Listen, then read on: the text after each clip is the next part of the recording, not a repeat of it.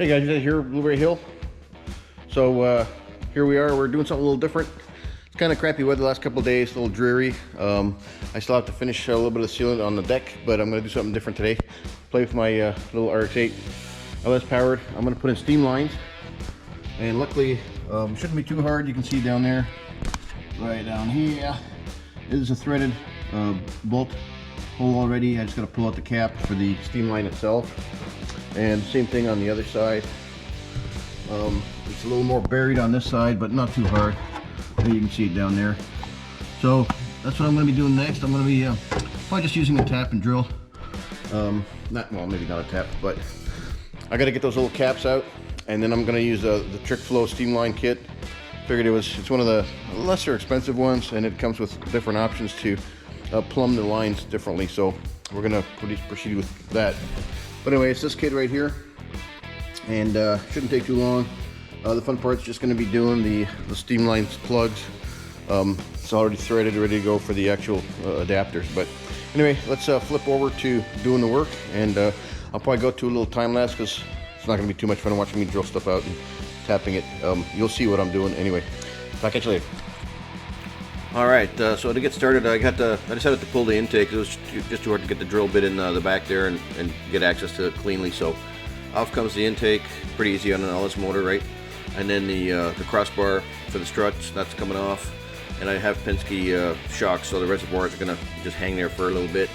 And I'm not taking the intake tube out for whatever reason. It's not really in the way. But anyway, removing the intake is gonna let me get to the back and drill the holes just fine. So this took only a few minutes, as you can see, and then the rest was fun, just drilling those holes out. So that wasn't too bad. Intake took about 5 minutes to get off. Literally, LS engines are fantastic for that. Now we have access to everything. This is where I got to get to, right back here. That little area needs to be one little spot drilled out and cleaned up. I'm going to use the old fancy schmancy slow drill bit with grease on it and go slow. I'm going to have to pothole it or something. I'll try to get going, and we'll see how that goes. The center of that looks like it might be a different metal. I wonder if they inserted a plug in the head. These are stock heads, ported of course, but they're stock. But anyway, we're going to try to drill them out and we'll see where we get with that. I'm going to switch to time lapse and see where we go later. So the steam line vents in the back, they had a little tiny like center, almost like a steel plug, and then the hole was recessed so you could actually get to it. You're supposed to do this when the heads are off the car, obviously. I should have done that. Anyway, the story goes you can punch those center things out and just drill the hole bigger for the vent. So I had to do that. I tried using a pick, actually a center punch, to get it centered, started it, and on the passenger side I had a hell of a time trying to get through that little plug. So it took me several attempts. I finally got it through. Once the water started rolling through there just fine, it was great. That the driver's side was like one plunge and it was done. Very nice. Well, that was fun.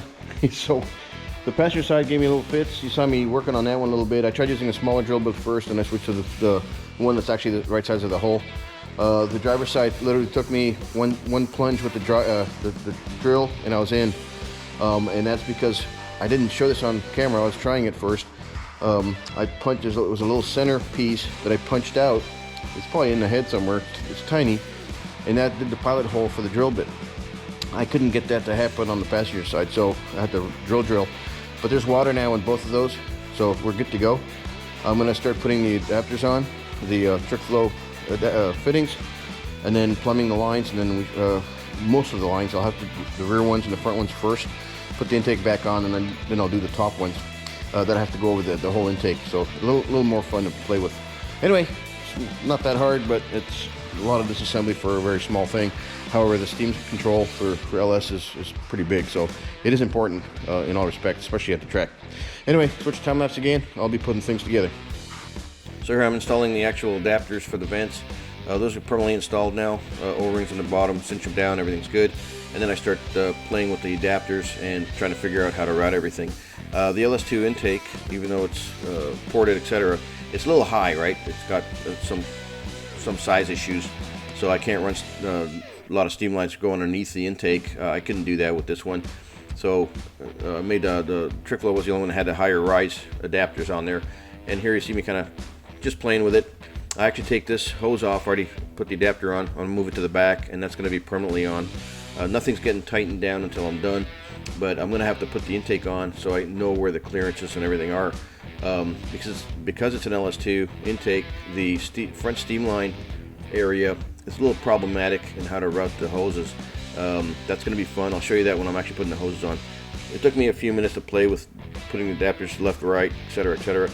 And no hoses yet. That's coming the next day. But I think I have it figured out, and we're just going to start plugging the hoses on.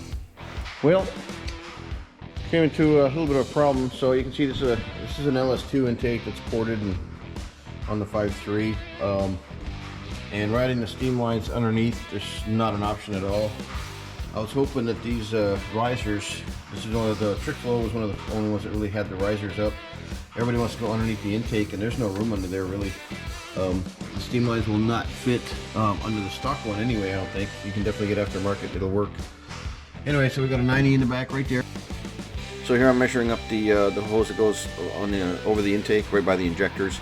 I dry fit the intake's just sitting there. The only things that are tightened down are the lines in the very back, because I'm not going to get to them after this. I will take the intake off to put to tighten up the back fitting, and that's about it. So here I'm going to show you how I put the fittings together. There seems to be some discussions out there that people have trouble putting these fittings on with the hose that's provided from the trick flow stuff. Anyway, it's fairly easy. All I do is lube up the nipple with this. That's basically a bar of soap. I put a little bit on the nipple, and I put a tiny bit into the nut part of the adapter. Then I use WD-40 on the threads, just a tiny drop, and then I start putting the hose together. You'll see me use a wrench to put the end on. That lets you grip. So now I'm just going to slide the nut part on, and now I'm going to use a wrench to hold the nut and seat the hose on the proper depth into that nut fitting. The wrench makes it very easy to do. Well, here I'm looking for the wrench, I think. But anyway, so you can do it with your hands, but once you get a little bit of soap or whatever on it, it gets slippery. So I'm using the wrench. Now I just shove the hose as far back in there as possible. Some people clamp this in a vise and do it. Not a big fan of that, so I do it this way. Make sure it's seated. Once it's seated, that's what I'm trying to do right there. Put it to the proper depth, and you can screw it in. It's not threaded there, but it'll seat better if you screw it, not just try to plunge it. Once that's done, I put the fitting in, and then I'll use the wrench to screw everything in together. I don't have aluminum proper wrenches for this, so you don't scar up the whole thing. But I did okay. I don't think I scratched anything up, and it worked pretty good. So this is take your time. You don't want to cross thread this stuff, of course. And when you seat it, I seat it all the way. I make sure the nut's actually flush with the adapter on the hose, the nut part on the hose. So once that seats, should be good to go. Should be a very tight fit, no problem.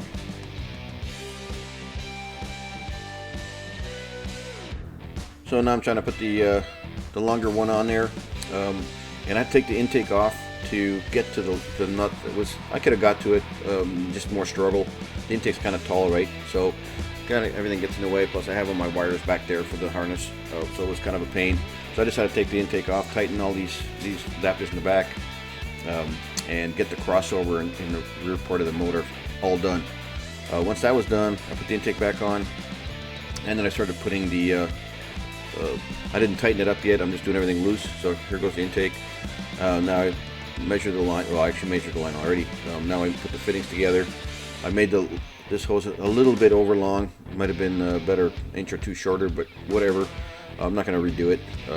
And then all the fittings are still loose, and that's because of the one that crosses on the front of the motor has to go under the intake tube. There's really no room for this stuff with the stock style of intake. Aftermarket, you might get away with it. I think the throttle body's a little higher up on a lot of the aftermarket throttle intakes, so you'll have room to do that. But anyway, not a big deal. Just don't tighten anything up, because I did have to move things around a little bit just to make it all play together. Here I'm doing the side where you see there's a little overflow tank right on the driver's side part of the intake, and they're pretty large barbs on that one, so I had to play with the hose a little bit to get everything to fit. Kind of a pain to do that, but it managed to work.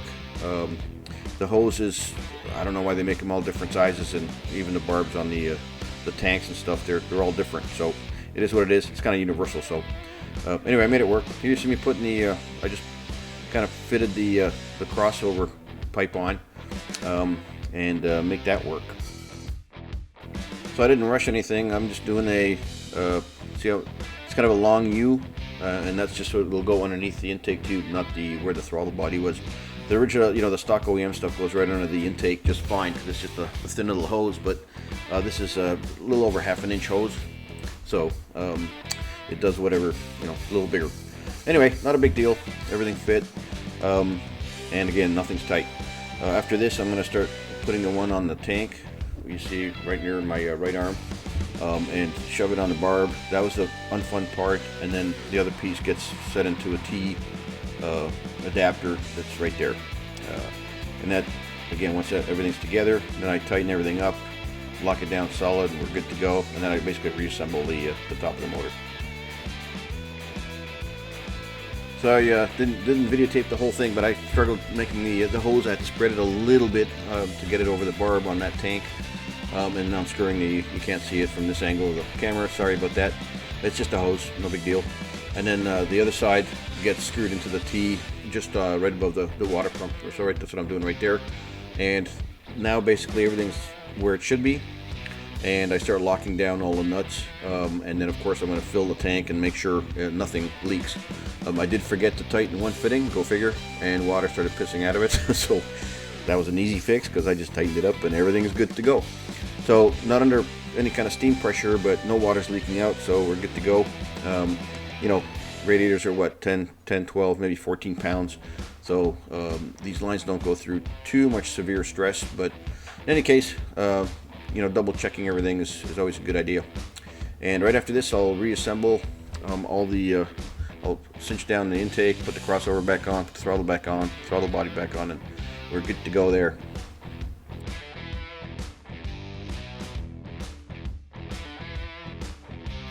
So here I'm going to put the, you don't see me put all the bolts in place, but anyway, all the bolts on the intake are in there. I screwed them in by hand. Now I'm using my little power driver to get them kind of cinched up. I'm going to torque them by hand with a small wrench. They're not supposed to be crazy foot-pounds on this, it's just intake. So just as long as I make the intake seat, you'll see it as you're tightening the stock intakes anyway. They kind of bend a little bit, so you got to go from the middle on out, just like a head. All the bolts start from the middle in a circular fashion to the outside bolts, and never had a problem with that. Anyway, so they're putting all the stuff that needs to get back together, put back together, and we'll have a potentially finished engine.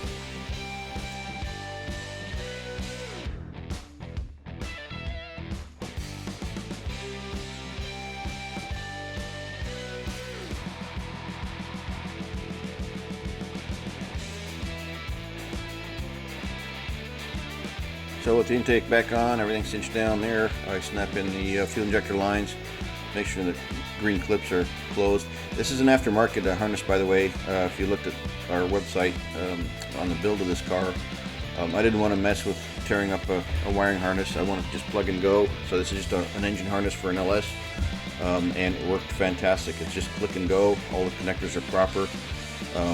No troubleshooting for us to worry about. So. Or me rather, but anyway, easy peasy. I like that, and I haven't had any trouble with this harness. I've had it for what, 10 years or something like that, so there you go.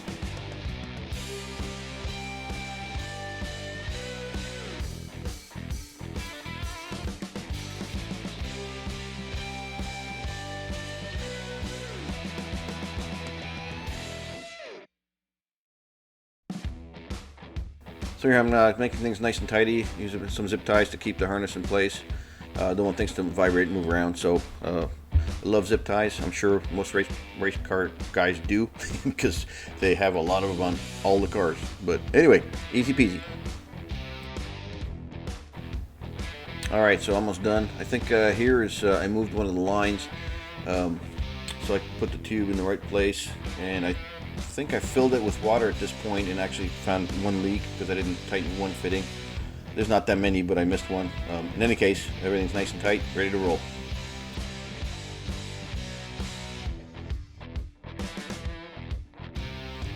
So now easy steps to reinstall the throttle body, and everything fit together as it's supposed to. And this is a 4-inch intake tube. This throttle body is actually from an LS3 that I had originally in the MX-5 version of this car. The RX-8 is a brother of that car, so same drivetrain and subframes. Pretty much snap into both cars. Slight modifications on the rear. That's about it. The front went in just fine. So this originally started as an MX-5, is now an RX-8. So a little bit of development time. Here I'm putting the throttle body in. Just make sure you don't pinch any of the silicone gaskets. They work fantastic. I don't know why everybody doesn't use those, but the silicone gaskets on the intake and the throttle body is fantastic. You probably never have any issues with them unless you tear one or put a kink in it or something. But aside from that, pretty simple to put these things together. I actually don't use any torque wrenches on stuff like this. I just kind of do it by feel.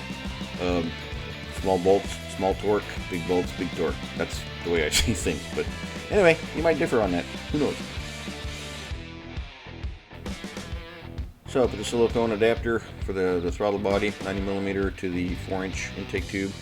The intake tube I got years ago, of course, when I had the LS3. Same thing. And that's a manual bent, super smooth tube.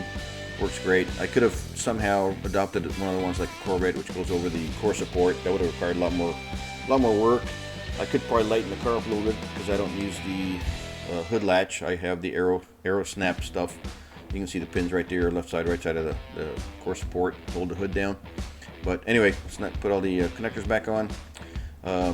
All the hoses, and I think I already filled it with water. I don't really show you that, but you know, no big deal. Just pour it into that little reservoir on the right side, and off we go.